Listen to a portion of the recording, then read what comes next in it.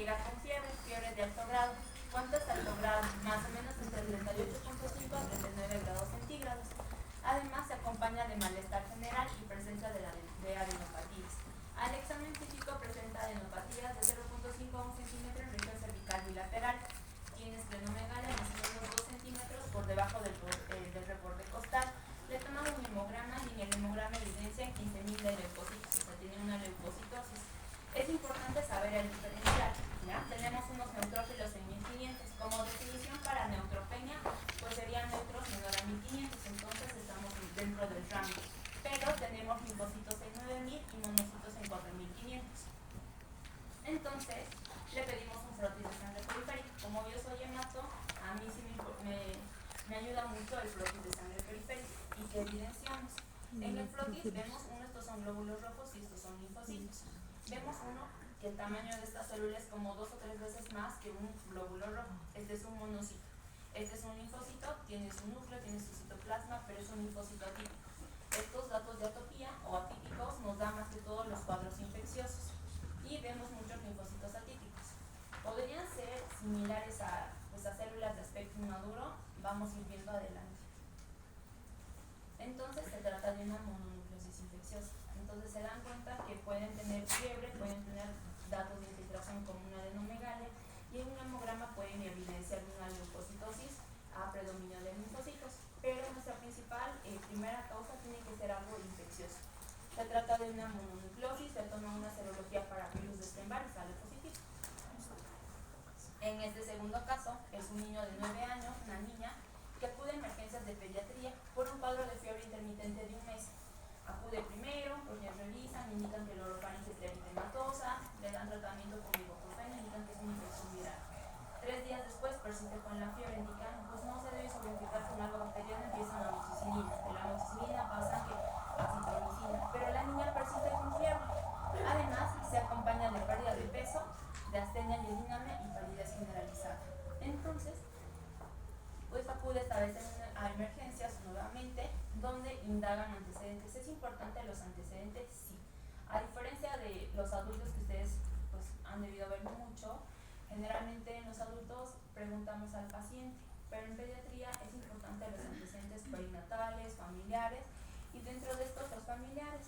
Refiere que un primo hermano falleció de leucemia. Vamos a ir viendo en el transcurso del tema si es importante o no el antecedente de un familiar que presenta algún problema oncológico. Al examen físico, esta niña tiene tiene espleno y le toma un hemograma, evidencia una hemoglobina en 4.3, una anemia severa, tiene leucocitos en 1500. Dentro de estos es importante diferenciar, porque nos va a enfocar más o menos qué podría ser. Tiene neutros en 500, es una neutropenia severa, y unas plaquetas en 110.000, que es una trombocitopenia leve. Entonces, se le pide un frotis de sangre periférica. Y a diferencia del primero que hemos visto, que vemos que las células 1 son igualitas todas, son células más grandes, como tal vez unas 4 veces del tamaño de un glóbulo rojo.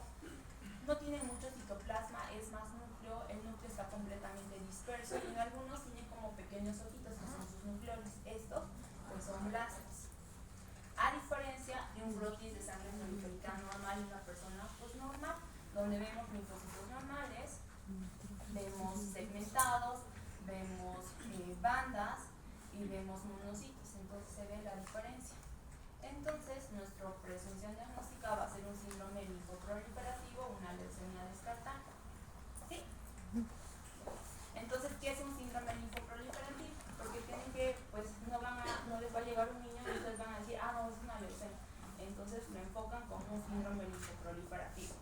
Un síndrome linfoproliferativo pues está afectado en los linfocitos. ¿Qué son los linfocitos? Forman parte del sistema inmunológico, tanto de la inmunidad humoral y celular. Una linfocitosis puede ser secundaria a una infección o algo oncológico, o puede presentarse una linfopenia, y los síntomas pueden variar. Han visto que pueden ir desde adenopatías, malestar general, datos de infiltración, pero un linfoproliferativo no es sinónimo de cáncer, porque nuestro primer caso clínico era algo infeccioso, una mononucleosis. Como definición, un linfoproliferativo es una proliferación anormal o exagerada de los linfocitos, que se va a dar más que todo por alteraciones genéticas o epigenéticas de las células madre. Se considera un error innato de la inmunidad. ¿Por qué? Porque hay síndromes linfoproliferativos como autoinmunes o autoinmunes, que es una disregulación en el sistema inmunológico. Pero para que se te produzca el cáncer, ¿por qué se produce el cáncer? Porque nuestros mecanismos de evasión tumoral ha tenido que haber algún tipo de alteración. Entonces ha habido alguna alteración genética que ha provocado que en vez que regular o evitar el desarrollo del cáncer, se desarrolle el cáncer. Donde su origen es a nivel de la célula madre pluripotente. Esta célula madre origina la unidad formadora de colonias de linfocitos, que van a ser linfocitos T, B, N, K y los tejidos linfoides asociados. Estos linfocitos, ¿dónde vamos a encontrar? En médula ósea y en todos los ganglios. Entonces, ¿cómo vemos una leucocitosis y una linfocitosis? Sacamos de la cantidad de leucos totales por el porcentaje de linfocitos entre 100 y me va a dar la cantidad de linfocitos. Si es normal o es alto, una linfocitosis si es mayor a 4.000. En neonatos es mayor a 8.000. Y esta es una tablita donde se encuentra, de acuerdo a la edad, la cantidad de leucocitos que podemos evidenciar. Dentro de la etiología, de acuerdo a la UpToDate, ¿qué es lo más frecuente? Procesos virales como mononucleosis, virus de Epstein-Barr, CMV, herpes, VIH. Procesos por bacterias como pertussis, ¿no? Que es una tosferina, también se caracteriza porque van a presentar los leucocitos con linfocitosis, pero no es sinónimo de cáncer, ¿no? Y si se dan cuenta, el último estadio o la última causa sería algo oncológico. Nos ayuda mucho el frotis, sí, linfocitos normales, un eosinófilo, linfocitos atípicos, a diferencia de un proceso maligno donde vemos la diferencia, ¿no? Todas las células son grandes, son blastos, con nucleolos, con vacolas, y ya tenemos la linfocitosis, ahora tenemos la linfopenia. La linfopenia es cuando los leucocitos se encuentran menor a 1500 en adultos jóvenes y menor a 4500 en niños. Igual, la principal causa que va a ser infecciones, va a ser por errores innatos de la inmunidad, por causas iatrogénicas, por enfermedades sistémicas. Dentro de las enfermedades sistémicas ahí encontramos recién a las neoplasias. Entonces nuestra principal o presunción primero tendría que ser que descartar cuadros infecciosos. Y para que recuerden, el síndrome linfoproliferativo no es sinónimo de un problema oncológico. Es importante realizar un abordaje multidisciplinar, importante la anamnesis, el examen físico que nos va a orientar acerca de la etiología. Ahora, en base a esto vamos a empezar lo que es la leucemia en pediatría. La leucemia es el cáncer infantil más importante, se considera la segunda causa de mortalidad. La primera sigue siendo los accidentes de tránsito. Antes de los años 80, las enfermedades diarreicas y respiratorias eran la principal causa de mortalidad. ¿Y por qué es importante este tema para ustedes? Principalmente para concientizar acerca del diagnóstico temprano del cáncer. ¿Por qué? Porque es muy frecuente a nivel mundial, afecta principalmente a personas hispanoamericanas, genera un gran costo, más o menos unos $65,000 por tratamiento, pero la supervivencia es buena. Miren, Europa dice más del 80% y Estados Unidos más del 90%, más del 95%. ¿Y por qué ha mejorado tanto la supervivencia? Por los esquemas de quimioterapia, básicamente. Pero ahora el objetivo es que ya tenemos unos buenos esquemas de quimioterapia, pero estos niños, porque van a ser adolescentes, van a ser adultos, van a ser papás y mamás, tenemos que disminuir la intensidad de quimio. ¿Por qué? Porque con la quimio también pueden desarrollar segundas neoplasias que en unos 10 años, en una vida adulta, capaz algún niño quiera ser papá, pero si tuvo infiltración al testículo y no preservamos sus espermas, no va a ser papá. Entonces el objetivo es mejorar la supervivencia general y la supervivencia libre de enfermedad, reduciendo los esquemas de quimioterapia. Cuando yo me formé en México la mayor cantidad de los niños tienen leucemia de alto riesgo, igual que acá. Es importante la adherencia al tratamiento. Y actualmente, la leucemia es tan estudiada que tenemos anticuerpos monoclonales, tenemos trasplantes de células progenitoras hematopoyéticas, tenemos células T-CAR-cell que van a disminuir la mortalidad o los casos de leucemias que no responden a primera línea a leucemias refractarias a tratamiento. En Estados Unidos la incidencia ajustada es de 1.38 por 100.000 habitantes, más o menos 5.930 casos nuevos, de estos 1.500 más o menos han muerto para el 2019. En cuanto a la historia, no les voy a aburrir, pero desde 1820 se ha empezado a estudiar la leucemia. ¿En base a qué? En base a autopsias, a personas que morían, y cuando hacían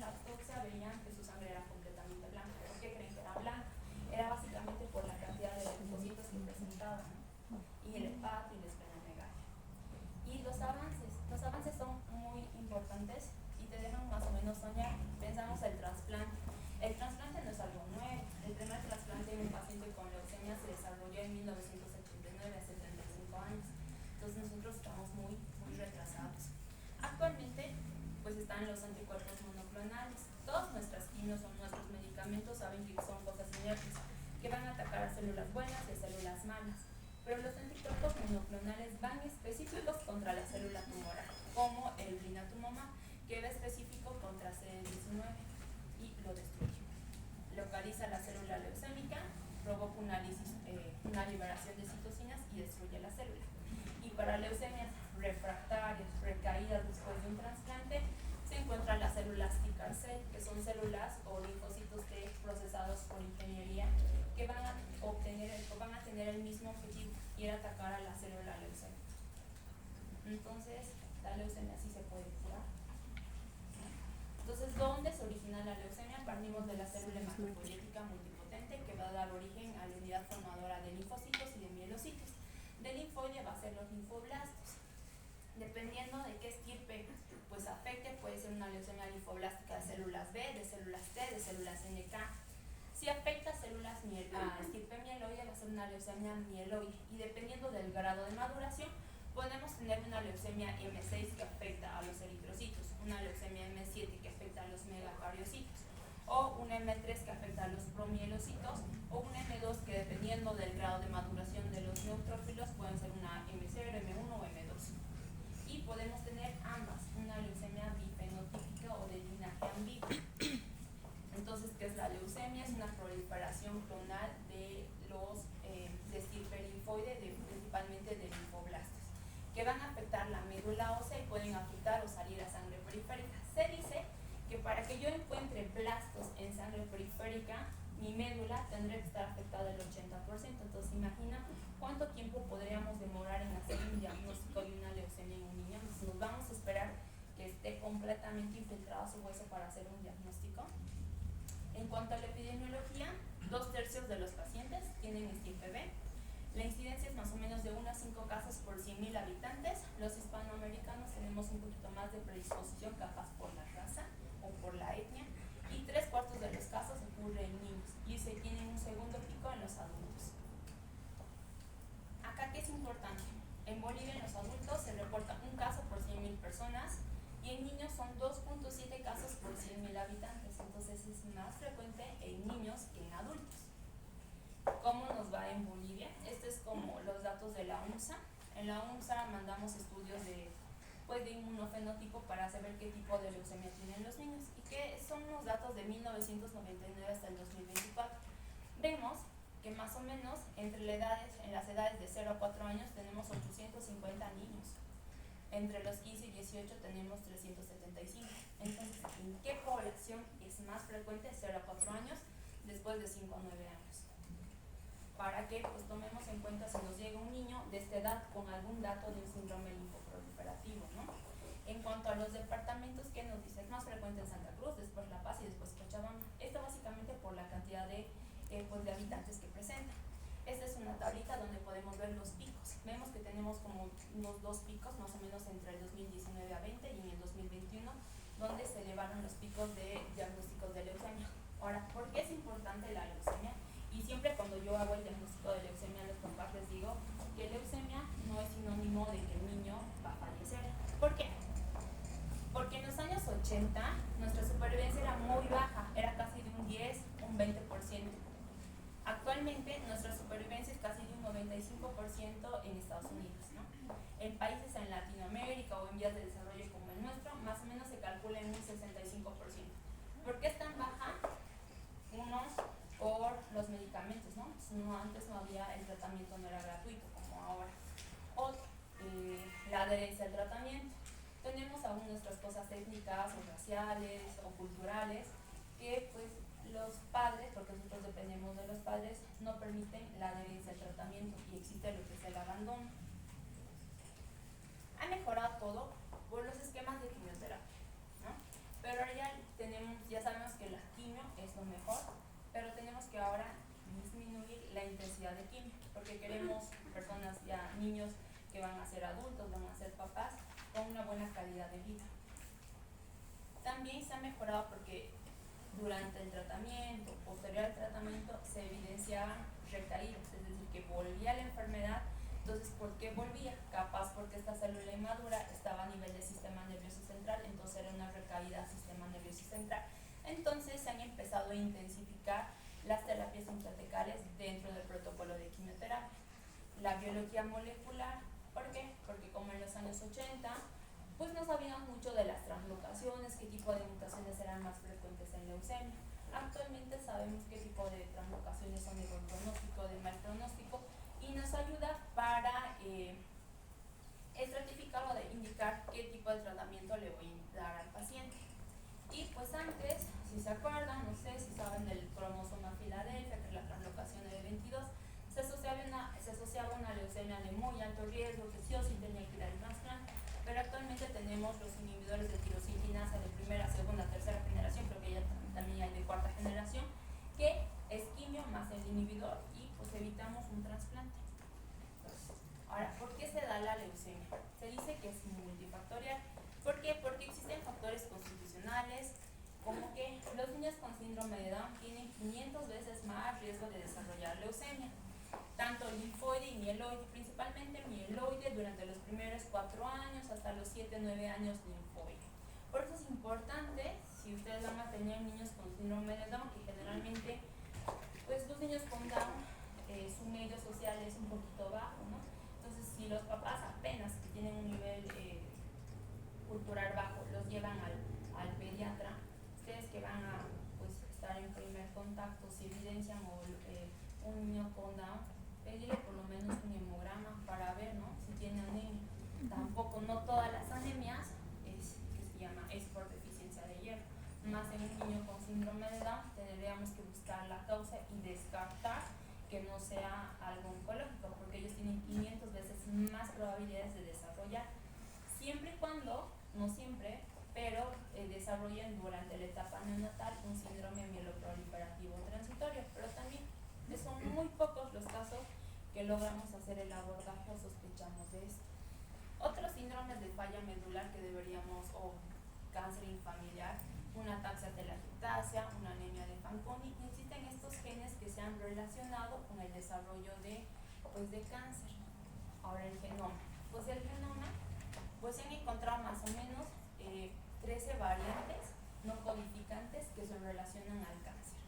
Se dice que cada variante nos aumenta de 1.5 a 2 veces por acumulación, hasta 10 veces más, el riesgo de desarrollar leucemia. ¿Por qué? Porque estos genes o estos locis donde han estado afectados tienen que ver con la transcripción hematopoyética de nuestra hematopoiesis normal y la supresión tumoral, lo que les indica los mecanismos de evasión tumoral han tenido que estar defectuosos para que se desarrolle la leucemia. Todos estos son los locis que se han encontrado. Pero también qué persona va a tener tanto dinero para hacer su secuenciación del genoma y ver si tiene predisposición o no, ¿no? Antes del nacimiento se puede desarrollar la leucemia. Pues sí, ¿por qué? Porque hay una leucemia infantil que son los baby leukemia, que sí tienen más predisposición a desarrollar cáncer. ¿Por qué? Porque se tienen que dar factores en el hospedero, como la presencia de estos tipos de rearreglos o vías moleculares alteradas. GATA3 está muy relacionada con los mieloproliferativos transitorios de los niños con síndrome de Down, más otro tipo de rearreglos que se desarrollen durante su formación, nos predispone al desarrollo de cáncer. Esta tablita es muy bonita porque gracias a estos rearreglos moleculares, a la biología molecular y todo, hemos visto que los niños tienen mejores factores de riesgo en comparación a los adultos. Por ejemplo, es de mejor pronóstico si tenemos hiperdiploidía, más de 50 cromosomas. Entonces los niños que están entre 1 y 10 años, menos de 50.000 de leucos al diagnóstico, tienen mayor cantidad de hiperdiploidía, tienen mayor cantidad del azulito, que es el ETB6-RUNX1, que es translocación 1221. A diferencia de un adulto no tiene tanta hiperdiploidía, no tiene la translocación 1221, pero lo que más tiene es el anaranjado fuerte y el anaranjado suavito, que es el cromosoma Filadelfia y es un cromosoma Filadelfia Light, que son otras vías de rearreglo que predisponen a la translocación 922. Por eso los adultos tienen más factores de riesgo o no te responden bien a quimioterapia a diferencia de los niños. Fisiopato, más o menos el 5% se relaciona a radiaciones ionizantes, síndromes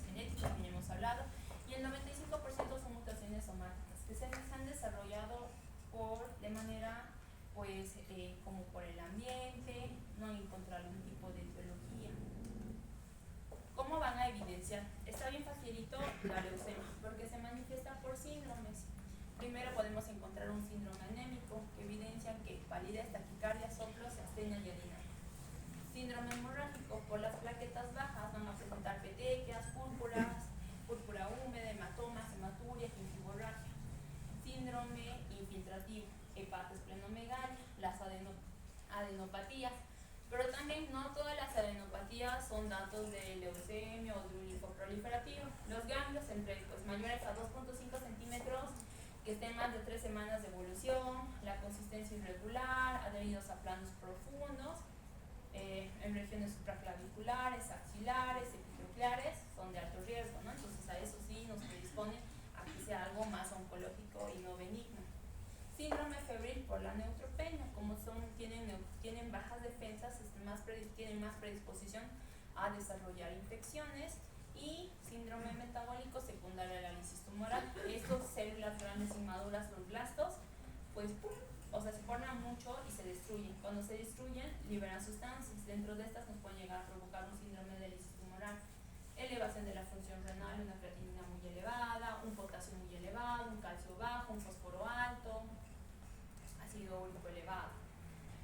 Entonces, en esta gráfica podemos ver que más o menos el 68-63% datos de infiltración hepatoesplénica, 61% fiebre. Y no hay que menospreciar al doloroso, porque van a ver ustedes muchos niños que o los papás los traigan porque refieren dolor en los huesos. Y pues nosotros a veces decimos, pues no, es solo dolor de crecimiento. No, tómenle un hemograma y una LDH para descartar. Si no hay nada, pues ahí ya por descarte indiquen que es dolor de crecimiento. Primero deberíamos descartar una leucemia. Clínicamente, fiebre, palidez, astenia linánea, hepatomegalia, podemos tener proptosis de un ojito por la infiltración y dolorosidad. Diagnóstico, primero es la clínica y la anamnesis. Eso nos va a enfocar básicamente qué es. Después partimos de un hemograma. Sin el hemograma nos da datos de que parece algo maligno o un linfoproliferativo, pues nos pasamos a un aspirado de médula ósea. En el aspirado de médula ósea pedimos la morfología, la citometría de flujo, los estudios genéticos que vamos a ver y otros estudios de imagen como una radiografía de tórax, una ecografía si el niño es de testículo, abdominal, una tomografía si lo amerita y una punción linfática. Entonces lo básico que ustedes van a partir va a ser de pedir un hemograma. En el hemograma vamos a ver primero serie blanca, serie roja y plaquetas. En la serie blanca, ¿qué es importante? La cantidad de leucocitos. Más o menos entre qué? Más de 8, lo mínimo de leucocitos que pueden evidenciar por la edad es 4.500. De 4.500 hasta unos 10.000. Ese es nuestro rango normal. Pero el diferencial va a ser el que nos va a guiar. Y partimos. Tenemos que sacar el conteo de neutros totales, ¿no? Para saber si tiene o no neutropenia. Neutropenia tenemos 3 grados. Una leve, que es de 1.500 a 1.000. Moderada de 1.000 a 500 y una severa menor a 500. Entonces, una neutropenia severa, moderada, pues un poquito nos puede orientar. Y como respuesta compensatoria vamos a tener una linfocitosis, ¿no? En la linfocitosis habría que ver si son linfos normales o son blastos, ¿no? Que a veces se puede llegar a confundir. Serie roja, ¿qué vemos? Anemia. En la anemia es importante basarnos en los volúmenes corpusculares para saber el tipo de anemia. En algo infiltrativo, en algo maligno, tendría que ser una anemia normocítica normocrónica, pero pues como nuestro país es en vías de desarrollo, la prevalencia de anemia es muy elevada, también podemos tener una anemia microcítica hipocrónica, ¿no? Pero si solo tenemos anemia, pues ahí habría que ver si solo es anemia. Pero si tenemos otra citopenia, pues habría que pensar en que sea algo linfoproliferativo. En cuanto a las plaquetas, es importante ver el grado de trombocitopenia, si es una leve, entre 150.000 a 100.000, una moderada, entre 100.000 a 50.000, o una severa, menor a 50.000, pero los datos, ¿no? Los datos de sangrado, es importante. El volumen plaquetario, porque también nos ayuda, ¿no? Porque existen algún tipo de patologías donde tenemos unas plaquetas chiquititas y otras unas plaquetas grandes. Y los reticulocitos, que son los glóbulos rojos jóvenes, que nos ayudan a saber si la médula está regenerando o no está regenerando. Si está regenerando, es menos probable que sea algo maligno. Si más bien no está regenerando y es una regenerativa, hay que ver porque podría ser por una causa infiltrativa, nutricional, etc. Entonces, glóbulos blancos, no van a esperar ustedes tener que les llegue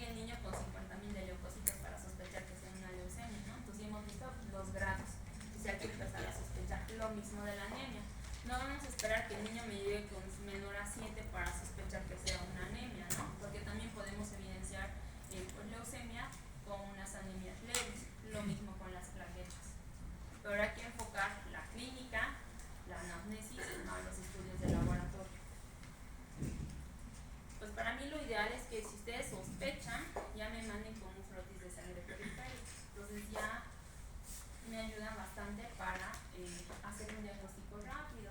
Yo me acuerdo que cuando era, póngase, internita o residente, pues los diagnósticos de leucemia se hacían que en una semana era descartar más tiempo. Y cuando me fui a hacer mi residencia, yo el primer día me sorprendí porque el niño entraba a emergencias y el día siguiente ya hacíamos el diagnóstico y empezamos el tratamiento. Entonces eso es lo ideal, hacer unos diagnósticos rápidos y precisos. Entonces de la misma manera, pues son blastos que vemos en el frotis de sangre periférica. Pero en el frotis solo nos ayuda a sospechar que sea una leucemia, ¿no? Que son blastos. Pedimos estudios de química sanguínea como una lactobacillus que es una enzima que generalmente esta se eleva o en procesos donde existe mucha multiplicación de las células, como algo oncológico o destrucción, como las anemias hemolíticas. Pedimos función renal, función hepática y los parámetros del lisis tumoral, que son los criterios de Cairo y Bishop, ¿no? Están acá. Que tendríamos que ver un ácido úrico elevado, porque la célula leucémica se destruye y elimina los cristales de ácido úrico, el potasio se eleva, el fósforo se eleva y tenemos una función renal elevada. También pedimos estudios de imagen como una radiografía de tórax. ¿Qué ven en la radiografía de tórax? Una masa mediastinal. Podemos pedir otros tipos de estudios de imagen como una tomografía en caso de que sospechemos que se trate de una infiltración renal, porque también la leucemia puede infiltrar los riñones. Muy raro, pero se puede sospechar, ¿no?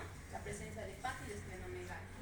¿Cómo se hace el diagnóstico? Por medio de un aspirado de médula ósea. Nosotros solo hacemos el aspirado de médula ósea a nivel de lo que es la cresta ilíaca posterior superior, o también podemos hacer de cresta ilíaca anterior, y en los niños menores de 6 meses a 1 año de la tuberosidad anterior de la tibia. No hacemos de esternón, los de esternón los hacen los adultos. Entonces hacemos el aspirado con ese tipo de agujita de tipo Hamshiri, extraemos por medio de una jeringa sangrecita, ponemos en una laminilla, lo tiñen y veo al microscopio que se ven todas estas células. Si ya tengo más del 25% de blastos en médula ósea, pues es una leucemia. Pero, pues póngase, lo básico es hacer un aspirado y tener el diagnóstico. Pero para ver en el microscopio un linfocito B y un linfocito T, pues está muy difícil que yo logre diferenciar si es B, es T o es NK. Tiene sí sus rasgos, pero está muy difícil. Entonces existen otros estudios, como lo que es el inmunofenotipo, la biología molecular y el cariotipo. Gracias a esto nos ayuda más a saber acerca de la leucemia. ¿Qué es la citometría? ¿Qué es el inmunofenotipo? Por medio de la citometría de flujo nos va a permitir ver los clústeres de diferenciación de cada linfocito. Saben que todos los linfocitos tienen sus clústeres de diferenciación. Entonces, por medio de esta máquina sabemos qué tipo de clúster o de qué tipo de CDs o proteínas tienen en su superficie. Pues si tiene que CD10 positivo, HLA-DR positivo, CD19 es una pre-B. Si tiene que CD19 y CD20 es una B madura. ¿Para qué me ayuda todo esto? Porque es más frecuente la leucemia en pediatría una pre-B. Una pre-B es más frecuente en México y en Estados Unidos. En Bolivia y en países como en Latinoamérica, como Perú y en Ecuador, tenemos más una B común, capaz más que todo por causas étnicas o raciales. También nos ayuda a saber mucho el cariotipo y la biología molecular, ya sea por medio de técnicas de FISH o por RT-PCR. ¿Para qué? Para detectar alteraciones genéticas primarias, secundarias específicas que nos van a ayudar para el pronóstico y para el tratamiento. Este es un cariotipo normal, tenemos los 23 pares de cromosomas. Y en este, ¿qué vemos? Vemos que se ha cambiado el 8 y el 21. Es una translocación 8-21 que encontramos en la leucemia mieloide medusa, que es de buen pronóstico. Ahora, ya sé cómo hacer el diagnóstico de una leucemia, ya sé cómo se hace más o menos la clasificación, pero como yo escojo o decido qué tipo de tratamiento voy a dar, nos basamos en los factores de riesgo. ¿Por qué ha mejorado tanto la supervivencia? Porque nos permite, en base a estos factores de riesgo, decidir a este niño le voy a dar una quimio de un riesgo bajo o a esta le voy a dar una quimio de un riesgo alto, en base a los factores de riesgo. La edad. Niños menores de 1 año y mayores de 10 años tienen más riesgo. ¿Por qué? Niños menores de 1 año tienen más riesgo porque son bebés leucemias, pueden tener la translocación 411, que es de mayor riesgo.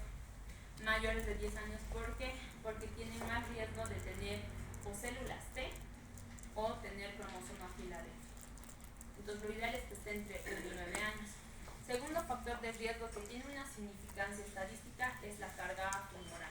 Más de 50.000 leucocitos al diagnóstico es de alto riesgo, menos de 50.000 es de mejor pronóstico. El linaje, aquí nos pone que sea una B, es de mejor pronóstico. En cuanto a las alteraciones genéticas que tenga translocación 1221, que es el ETD6 X1, que es el color azulito que vimos en esas diagramas de barras. Y pues la enfermedad mínima residual, que esto es como respuesta al tratamiento. Son muy bonitas las tablas de supervivencia en leucemia, porque vemos que tienen mejor supervivencia niños entre 1 y 4 años y 5 y 9 años, a diferencia de los de menores de 1 año o los adolescentes. Viendo en esta gráfica o en esta, ¿no? Que es mejor tener la edad de 1 a 4 años o 5 y 9 años que menores de 1 año y mayores de 10 años. Otro que nos dice aquí la hiperdiploidía. Hiperdiploidía se considera más de 50 cromosomas.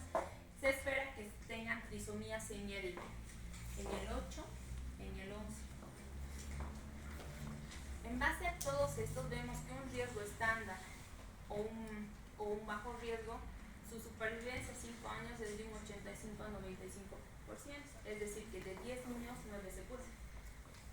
Un riesgo intermedio nos da una supervivencia de un 80 a 85% y un alto riesgo una supervivencia de un 35 a 40%. Pero para estos de alto riesgo se han desarrollado que pues, el trasplante, los anticuerpos monoclonales. ¿Por qué? Porque el objetivo es que la mayor parte de los niños se curen. La carga leucocitaria sí tiene una P significativa. La edad y la carga leucocitaria son los dos, más la enfermedad mínima residual, que tienen una P significativa en cuanto a que tienen son los mejores factores de riesgo. En base a estos factores de riesgo, nosotros clasificamos a nuestros niños, si es de bajo riesgo, si es de un riesgo estándar, alto riesgo o muy alto riesgo. Bajo riesgo, la edad 1 a 9 años, el recuento de leucocitos menor a 50.000, que sea estirpe B y que tenga la translocación 1221 o que tenga la hiperdiploidía. Un riesgo estándar sería todo esto menos la translocación 1221. Un alto riesgo mayor de 10 años, más de 50.000 leucocitos, puede ser estirpe B o estirpe T, que infiltren a testículos, sistema nervioso central y poliploidía. Y muy alto riesgo es que no hayan respondido al tratamiento, que tengan una enfermedad mínima positiva. Esta gráfica es bien bonita. ¿Por qué? Porque aquí se dan cuenta que para que se haya desarrollado la leucemia se han tenido que multiplicar más de 10 a la 10 de logaritmos, o sea, con más de 100.000 células. Entonces, para que se hayan formado o se hayan producido más de 100.000 células, aquí me dicen que más o menos pueden haber transcurrido 12 semanas. Entonces, ¿me voy a esperar 12 semanas para hacer el diagnóstico de una leucemia? Pues no. Hay que sospechar mucho más antes. Con la primera fase del tratamiento, que es la inducción, logramos reducir 6 logaritmos y posteriormente se intenta negativizar hasta mantenerlas en completamente remisión. A grandes rasgos, la mayor parte de los protocolos de quimioterapia, que hay varios, se basan básicamente en un periodo de inducción, consolidación y mantenimiento. Inducción es lograr la remisión. Consolidación es eliminar la mínima cantidad de células leucémicas que no se han logrado eliminar con la primera fase y que se llama proteger el sistema nervioso central. Y el mantenimiento es para prevenir las recaídas. ¿Por qué es importante el tratamiento? Porque si yo hago un diagnóstico temprano va a tener una mejor supervivencia a que yo hago un diagnóstico tardío. Un diagnóstico tardío que me he esperado que 12 semanas, 2 meses sin hacer el diagnóstico. Hasta eso mi niño, pues ya sus leucocitos se subieron que más de 50.000. Como se subieron más de 50.000, de la médula se pasaron a sangre periférica, me hicieron una masa mediastinal, o me infiltraron testículo, o me infiltraron sistema nervioso central. Entonces ya le doy más factores de riesgo. Las probabilidades de que me respondan a su quimioterapia van a ser más bajas. Como conclusiones, la leucemia linfoblástica en pediatría es el buenas tasas de supervivencia o de respuesta al tratamiento. Es importante el diagnóstico temprano porque nos va a mejorar la supervivencia. Hemos visto que con nuestras gráficas es mejor un diagnóstico temprano que un tardío. Sospechar acerca del diagnóstico sabiendo que es la segunda causa de mortalidad en pediatría. Es importante concientizar a la población. Si tienen un familiar que tiene leucemia, la adherencia al tratamiento, porque tenemos muchos niños que abandonan el tratamiento. Yo nunca había visto tanto abandono, pero en Big Brother es más por cosas étnicas y culturales. Y sabiendo que con el tratamiento pueden tener una curación, si me recaen o abandonan, la enfermedad va a regresar o vamos a tener recaídas. Entonces ya cuando hay recaídas, pueden recaer o porque son resistentes a la quimioterapia o tienen otro tipo de rearreglos moleculares, pero la probabilidad de respuesta a la quimioterapia es un poquito más baja, ¿no? Ahora, ya pues viendo todo lo que es el tema de las leucemias, vamos a terminar con un caso clínico. Es un niño, un adolescente de 14 años, con historia de buena salud, pero acude a emergencias por un cuadro gastrointestinal y le diagnostican una giardiasis. 3 días después de que acude por el dolor abdominal, viene por aumento de volumen en miembro superior izquierdo, que fue interpretado como etiología muscular. Entonces, no, pues cuando les vienen y están ustedes ya cansados, no sé, de sus guardias y todo, no, pues es algo muscular, que diclofenaco, antiinflamatorios, y algunos son un poquito más osados y les dan corticoide, no, pues hay que darle corticoide. Pero no, a los niños eviten dar corticoide. Porque qué tal que es una leucemia y ustedes les dan el corticoide y en los pilares del tratamiento de la leucemia está el corticoide y enmascaramos el cuadro y ustedes le están dando otro factor de riesgo más al paciente. Si de por sí vamos a retrasarnos en el diagnóstico, por ustedes darle el corticoide le están dando un factor de riesgo más. 10 días después acude otra vez con el pediatra por persistencia del dolor, pero ya presenta aumento de volumen, más edema en la hemicara izquierda y en el cuello. Más bien este pediatra sí le pide una radiografía de tórax. Y en la radiografía de tórax evidencia el ensanchamiento mediastinal, una masa mediastinal.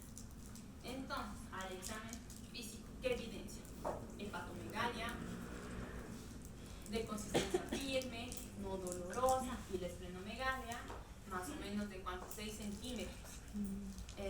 Y el aumento de volumen en la hemicara del lado izquierdo. Le toman un hemograma. En el hemograma tiene una hemoglobina en 13.5, pues no tiene anemia, ¿eh? Pero tiene glóbulos blancos en 84.000, tan elevados. En nuestro diferencial tiene 9% de neutros, pero le equivale a 7.560, no tiene neutropenia. Tiene linfos 21, monos 21, pero tiene 49% de blastos. Pues por lo menos póngase en este laboratorio si supieron diferenciar un blasto, pero ustedes como van a estar en centros de salud o pues en el campo, su máquina pues capaz no logre diferenciar que es un blasto. ¿Ya? Y le toman igual ácido úrico, lo tienen 8.7 elevado y una LDH en 2.477. Entonces nos parece que es un linfoproliferativo, ¿verdad? No les va a venir con toda la clínica de todo bajo, pero aquí viene. Entonces, ¿qué nos dice estas guías de oncología de cómo se hace el diagnóstico de leucemia en pediatría? Nos basamos en una historia clínica y el examen físico que ya le hemos hecho. Le pedimos un examen de sangre, un hemograma que ya lo hicimos, parámetros de lisis. Aquí nos sugieren pedirle unos tiempos de coagulación, que no está mal, porque algún tipo, principalmente las leucemias mieloides, nos vienen con coagulopatía, con datos de una CID. También eso hay que sospechar, un niño que les venga con una coagulación intravascular diseminada y tengan leucocitos muy elevados, pero no nos reporten blastos en el hemograma, puede ser una leucemia mieloide. Aquí son un poquito más intensos, ¿no? Aquí le piden que directamente una tomografía, una resonancia magnética. Pero nosotros no tenemos, aunque el paciente tuviera datos de infiltración al sistema nervioso central como parálisis facial o algo, no tenemos para pedir una resonancia magnética, pero le podríamos pedir una tomografía para descartar que no haya ningún tipo de sangrado. Radiografía de tórax, aquí le piden un PET, que es una tomografía con emisión de positrones en caso de que sea un linfoma, y otras cosas más. Lo mismo el diagnóstico, el aspirado, la citogenética y la biología molecular ayuda más que todo para la clasificación. Pedimos nefrosis, está llenito de blastos linfoides, la médula con los 84.000 tendría que estar sumamente impactada de blastos. Y nuestro diagnóstico, ¿cuál es? Es una leucemia linfoblástica de células T. Es alto riesgo porque por la edad, 14 años, masa media estimal. Y el STIR